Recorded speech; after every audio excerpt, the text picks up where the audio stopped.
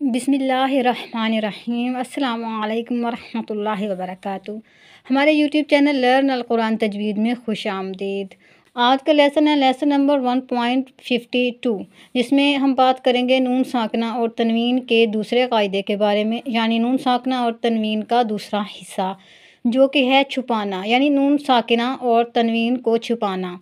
نون ساکنہ اور تنوین کے بعد 15 حروف آ جائیں تو ان حروف کے مخرج کے قریب زبان کی نوک کو رکھتے ہوئے غنہ کریں گے، یعنی نون ساکنہ اور تنوین کی آواز جو ہے وہ تقریباً چھپ جائے گی۔ غنہ جو ہے وہ آپ کو جو ہے پتہ ہی ہے کہ تقریباً 2 حرکت تک کیا جاتا ہے، وہ بھی ناک سے آواز نکالتے ہوئے۔ یہاں پر جو 15 حروف ہیں وہاں پر غنہ تو ہوگا، لیکن جو ہے نون ساکنہ اور تنوین کو چھپاتے ہوئے۔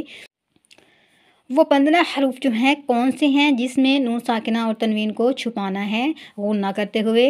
تو سب سے پہلے یہاں پر جو ہے سا، ظا، تا، دا، طا، ظا، سا، صا، جا، شا، فا، ضا، قا، کا، یعنی 3 حروف جو ہیں وہ زبان کے کناروں کے، یعنی کہ یہ 2 جو حرف ہیں یہ زبان کے حلق کے قریب سے کنارے جہاں سے اٹھاتے ہیں زبان کو۔ دا جو ہے یہ زبان کے کنارے سے یعنی سائڈ سے جہاں سے دا کا مخرج ادا کیا جاتا ہے۔ اسی طرح سے شا، یا اور جا ہے، جا اور شا یہ زبان کے مڈل کے حروف ہیں، اور فا جو ہے وہ ہے ہونٹوں کا حروف، اور باقی جو ہیں 9 حروف جو ہیں وہ زبان کی نوک کے حروف ہیں۔ اس طرح سے سمجھنے میں زیادہ آسانی ہوگی۔ پڑھیے آپ لوگ بھی دہرائیے۔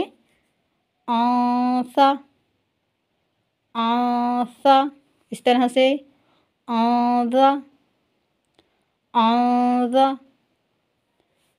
آزا، آزا، اس طرح سے آنتا، آنتا، آندا، آندا، اسی طرح سے آگے آنتا، آنتا، آنزا، آنزا، آنسا، آنسا،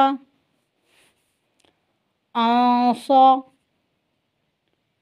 آنسا، یعنی کہ ان حروف کے مخرج کے قریب زبان کو رکھتے ہوئے غنہ کرنا ہے۔ آنجا، آنجا، اسی طرح سے آنشا، آنشا، آنفا، آنفا، آنبا، آنبا، آنکا، آنکا، آنقا، آنقا۔ یہاں پر جو ہے آپ نے یاد رکھنا ہے کہ اگر حرف جو ہے وہ موٹا ہوگا تو نون ساکنہ اور تنوین بھی موٹا ہوگا، جبکہ اگر حرف باریک ہوگا تو نون ساکنہ اور تنوین بھی باریک پڑھے جائیں گے۔ ہمیں اپنی دعاؤں میں یاد رکھیے۔ آج کے لیے بس اتنا ہی۔ جزاک اللہ خیرہ۔ اللہ حافظ۔